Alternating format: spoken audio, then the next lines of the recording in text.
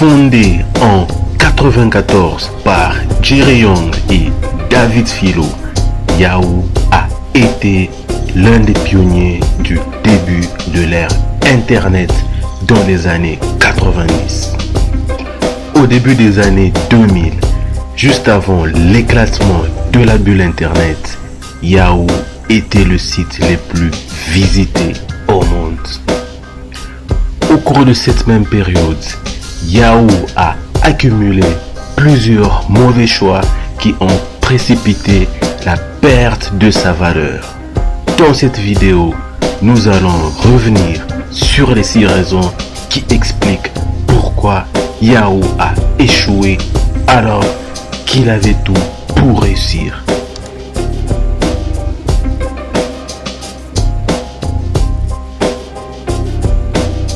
En 1994, Jerry Yang et David ont eu la brillante idée de proposer un annuaire qui organisait de manière hiérarchique les sites web. Initialement appelé Jerry and David's Guide to the World Wide Web, cet annuaire a ensuite été renommé Yahoo en 1994. Yahoo va rapidement s'imposer à son lancement comme un portail web complet et incontournable, offrant plusieurs services. Mais au fond, Yahoo n'avait aucune vision réelle de son avenir. Et ce manque de vision se matérialisera quand les dirigeants de Yahoo refuseront l'acquisition de la technologie PageRank au cœur de Google lorsque Sergey Brin et Larry Page sont venus les voir en 1998.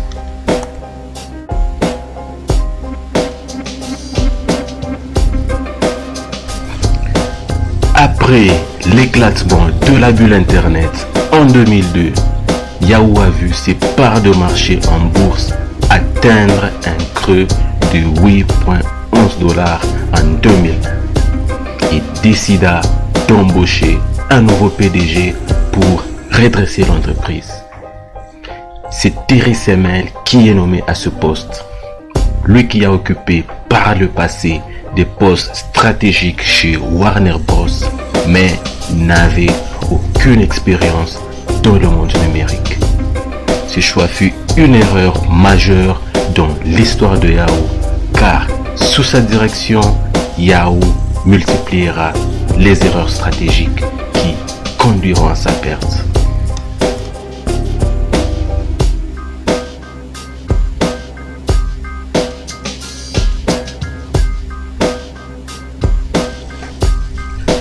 Tout a commencé en 1999 lorsque Yahoo a acheté Broadcast.com et GeoCities pour respectivement 5,7 et 3,6 milliards de dollars, de services qu'il laissera mourir petit à petit.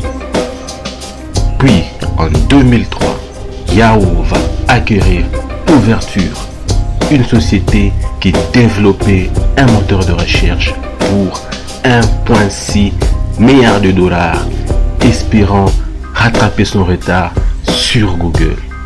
Mais ce mouvement va s'avérer plus tard être un autre gâchis. Yahoo va à nouveau acquérir des startups dans tous les sens sans réussir à les intégrer dans son écosystème. Les acquisitions de Flickr, Delicious, RightMedia ou encore Tumblr sont à classer dans cette catégorie.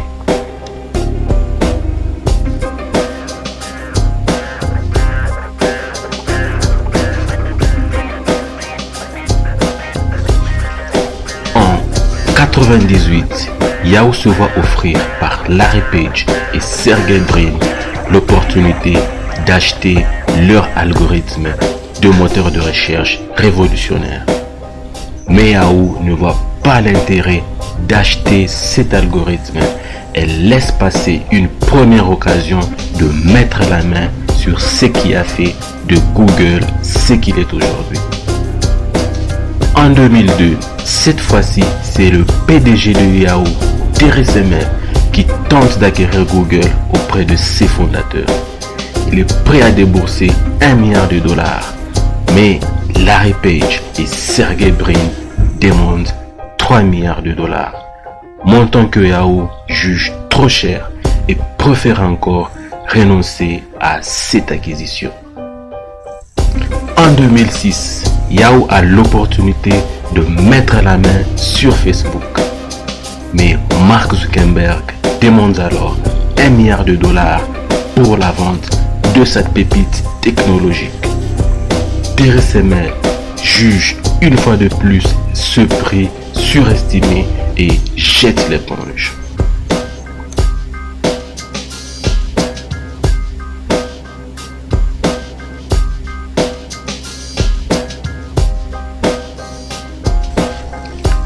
Début 2008, Microsoft, qui s'intéresse à Yahoo, proposa d'acheter l'intégralité de Yahoo pour 44,6 milliards de dollars.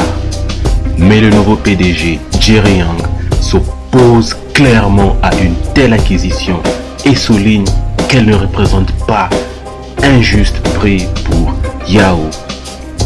Après des mois de tergiversation, une nouvelle offre de Microsoft pour acquérir simplement la division de moteurs de recherche de Yahoo. L'accord n'est pas fait, ce qui fait plonger les cours de l'action Yahoo pour de bon.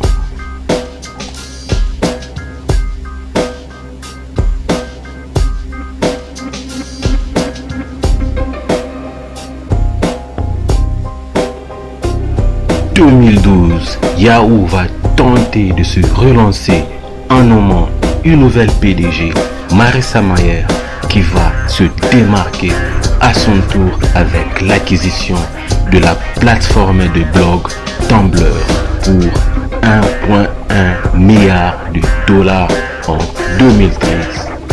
Malheureusement, Yahoo échoua une fois de plus à développer correctement Tumblr.